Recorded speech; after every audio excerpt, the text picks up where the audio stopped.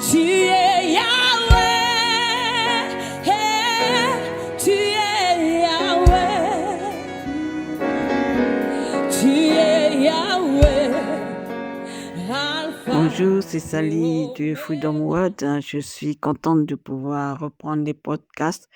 Ça faisait longtemps, j'étais en maladie et puis par la grâce de Dieu, ça va mieux.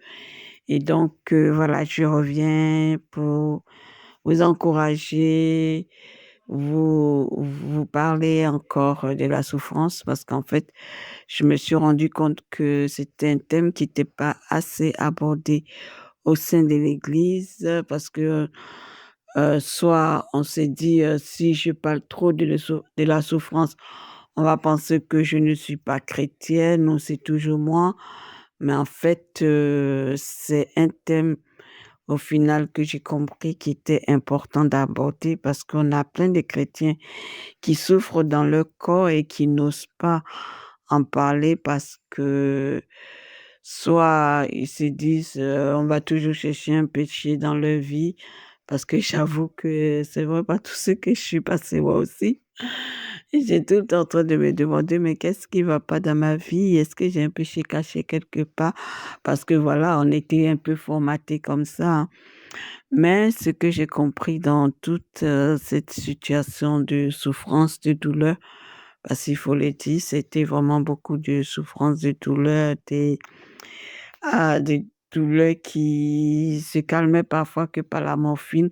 J'étais tellement sous morphine qu'au final, je faisais, pratiquement du coma puisque j'étais pratiquement endormie tout le temps. Et puis, dès que tu avais l'effet de la morphine qui passait, les douleurs qui revenaient, sans compter les intubations et puis, les douleurs drépanocytaires, les douleurs articulaires, voilà, c'était vraiment beaucoup de souffrance, beaucoup, beaucoup, beaucoup. Et donc dans toutes ces souffrances, je me suis beaucoup interrogée, en passant par toutes sortes de sentiments, d'incompréhension, de pourquoi, de révolte, de peur, de crainte, de questionnement, de si Dieu m'aime, pourquoi tout ça? Et puis après, vous savez, on vous dit tout de suite, regarde à Jésus, regarde à Jésus. Et là, tu te dis, d'accord, je vais regarder à Jésus. Mais en fait, regarder à Jésus, c'est tellement facile à dire, hein, parce que quand on essaie de regarder à Jésus, on a plutôt la croix et on se détache de ce que on peut ressentir en pensant en l'amour de Dieu pour nous. Mais en fait, ce détachement de ce que nous, on peut ressentir, c'est ça qu'il faut qu'on apprenne à le faire. Et ça, c'était très difficile pour moi parce que souvent on me disait: «Regarde à Jésus» et moi, «Regarde à Jésus», ça n'avait aucun sens, dans ma souffrance parce que même si je regardais à Jésus, j'avais le corps toujours douloureux et parfois je disais au Seigneur: «Aide-moi à me détacher de ce que je peux ressentir et à penser à ton amour». Parce que je savais que si j'arrivais justement à penser à l'amour de Jésus pour moi, je n'étais pas trop focalisée sur ce que je pouvais ressentir dans mon corps, mais plutôt focalisée sur son amour pour moi. Et c'est vrai que ça, c'est un exercice que j'ai dû apprendre à faire au point où quand je suis arrivée un jour dans la souffrance, à louer le Seigneur, là, je bénis Dieu parce que je me suis dit: «Ah, en fait, c'est ça, regarder au Seigneur», c'est-à-dire ne pas regarder à la douleur qu'on peut ressentir dans son corps. J'étais pratiquement là, moi, quand je louais Dieu, mais c'était comme si j'avais banni mon corps et que je m'étais rapprochée de l'amour du Père, de du sacrifice de Jésus pour moi à la croix, de tout ce qu'il a subi et je me suis dit: «C'est vrai, Jésus a beaucoup souffert pour que moi j'aie la vie». Donc même si là je souffre dans mon corps, j'ai quand même des occasions de lui dire merci. Merci parce que malgré la douleur, malgré tout ce que je peux ressentir dans mon corps. Chaque matin, j'ai le souffle de vie. Chaque matin, je peux mettre un pied devant l'autre. Franchement, cette année, j'ai tellement envie de dire merci à mon Dieu parce que j'ai pas eu j'ai franchement, j'ai pratiquement pas été hospitalisée sur un long terme, peut-être, juste une nuit. Le lendemain, je suis rentrée chez moi et ça, je sais que c'est carrément pure grâce et cette grâce, c'est pas moi, c'est Jésus, en fait. Comme dit, c'est Jésus, ce chant qui dit: «C'est Jésus qui a fait tout ça, il est bon». C'est vrai, c'est lui qui a permis que je sois pas hospitalisée longtemps, celui qui permet que je me réveille chaque jour dans mon lit, celui qui permet que je puisse chaque jour lui dire merci. Il y a des jours où c'est vrai, c'est difficile de dire merci, c'est plutôt les larmes qui coulent, mais même ces larmes, je sais que le Seigneur les recueille et il permet que dans mes larmes, je puisse me rappeler combien il m'aime. Donc, je voudrais encourager quelqu'un qui passe par la douleur, par la souffrance, par toutes sortes de situations. Parce que c'est vrai, là, moi, ici, je parle de la maladie parce que c'est ce qui me fatigue le plus. Mais je sais que pour d'autres, ça peut être différentes situations difficiles, des relations avec d'autres personnes, des relations familiales, des relations au bureau, le travail, le chômage, le célibat, enfin toutes sortes de situations difficiles qu'on peut traverser. Et pour toutes ces situations difficiles qui vraiment nous tirent parfois vers le bas parce qu'on ne comprend pas, parce qu'on se dit: «C'est difficile». Lève les yeux vers Jésus. Qu'est-ce que je veux dire par lève les yeux vers Jésus? Lève les yeux vers Jésus pour moi, c'est fais fi de ce que tu vis. Élève ton âme au-dessus de ce que ta situation te montre et pense à l'amour de Jésus pour toi. Cet amour où il n'a pas hésité à aller à la croix. Parce que après Gethsémani, quand ils sont venus l'arrêter, il y a une parole qui m'a bouleversée. Jésus a dit: «J'étais tout le temps avec vous au temple. Mais là, c'est votre temps, on y va». Et ça, je me suis dit: «Mais c'est vrai». Le Seigneur était dans les synagogues, il a prêché, il était avec les foules. Combien de fois on essaie de le lapider et qu'il est sorti de là. Mais quand le temps est arrivé où il devait mourir pour nous, il a dit: «C'est votre temps».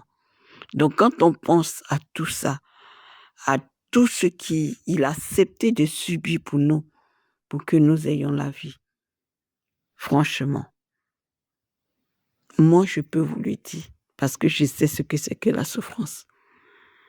Mais je sais aussi ce que c'est que s'élever au-dessus de cette souffrance et de regarder à Jésus.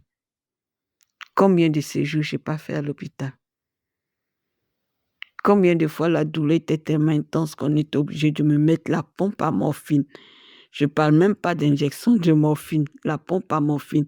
C'est-à-dire on me disait: «Voici la pompe, prenez à chaque fois que vous avez mal, parce que c'est comme ça que vous pouvez calmer vos douleurs». Et ils m'avaient une fois même mis une pompe où ils avaient pas dosé.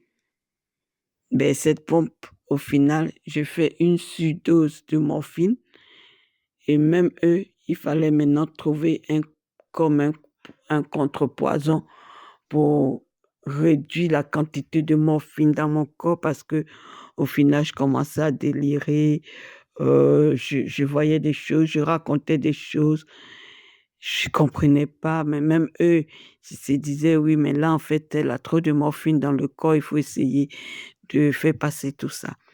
Donc pour vous dire que la souffrance, la douleur m'a tellement saisie que cela m'a amené à prendre la morphine au-delà même de la quantité qu'il fallait.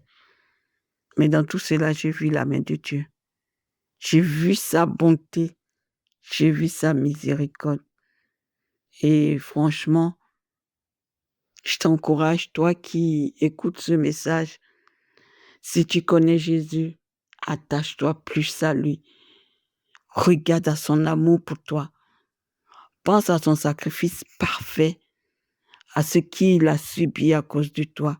Et tu verras qu'en pensant ça, je ne dis pas que tu oublieras tes problèmes, mais son amour va remplir ton cœur. Et toi qui ne connais pas Jésus, qui est dans la souffrance, qui te pose des questions, je t'encourage à l'inviter dans ton cœur. Accepte-le comme ton Seigneur et ton Sauveur. Et tu verras que ta vie va être transformée. Si tu es malade, je ne dis pas que tu seras plus malade, mais tu verras une autre dimension avec Jésus. Parce que comme il a dit dans sa parole, il fait pleuvoir la pluie sur les justes comme sur les impies. Donc, ce n'est pas parce que tu es chrétien que s'il pleut, tu ne seras pas mouillé. Pour te dire, ce n'est pas parce que tu es chrétien que tu n'auras pas subi des choses. Mais dans toutes ces choses, il y a une chose que tu dois retenir, c'est que tu n'es pas seul, que tu les traverses pas seul. Et c'est ça la force qu'on a en tant que chrétien. Moi, dans tout ce que j'ai traversé, mais des fois, je me disais, Père, merci de ce que je te connais. Parce que si je ne te connaissais pas, mais il y a de quoi se mettre une balle dans la tête. Et franchement, des fois, je pensais à ceux qui connaissaient pas Jésus et j'avais mal pour eux parce que je me dis, mais moi, je suis enfant de Dieu. Je souffre. Parfois, je me dis, mais c'est quoi cette souffrance? C'est quoi cette douleur? Donc, pour celui qui ne connaît pas Jésus, qui n'a aucune espérance, combien de fois à l'hôpital, on m'a demandé si je voulais voir un psy. Bon, je ne suis pas contre, hein, mais je me disais, je préfère raconter à Jésus tout ce que je traverse et que lui, quand j'ai fini de lui dire tout ce que je vis, j'ai sa paix qui inonde mon cœur.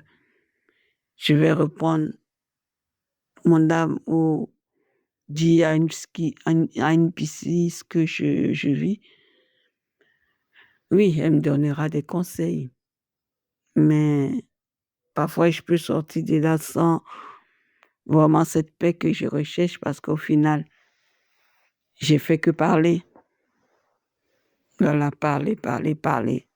Mais quand je viens devant Jésus et que je lui dis, Seigneur, là aujourd'hui, j'ai vraiment mal.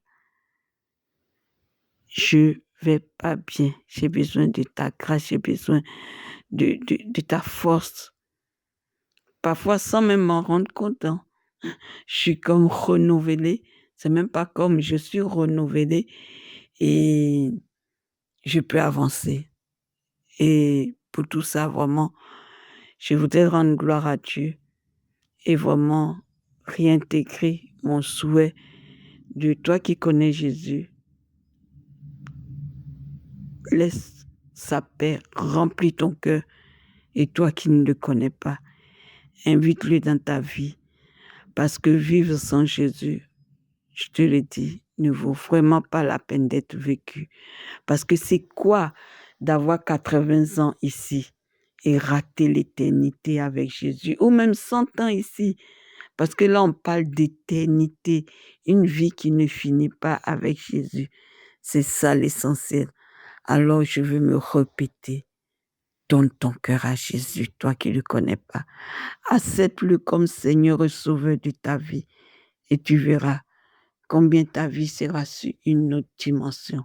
Car en dehors de Jésus, la vie ne vaut vraiment pas la peine d'être vécue. En tout cas, sois encouragé et que la grâce du Seigneur soit sur ta vie.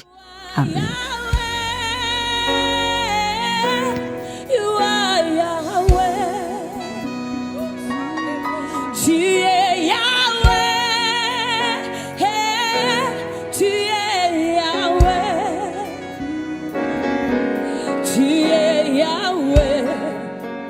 Alpha,